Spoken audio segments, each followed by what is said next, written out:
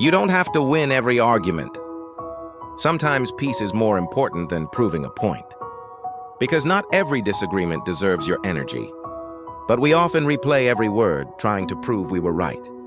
That's your brain's defense system. It hates being wrong. It's not about truth anymore. It becomes about ego.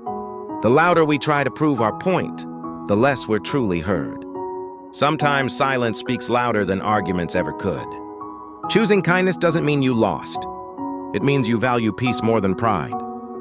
Because winning the argument won't give you peace. But peace can help you win yourself back. It takes strength to stay calm when you know you're right. Because kindness builds bridges that pride burns.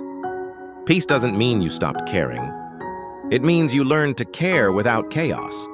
You don't have to win every argument, just the one with yourself.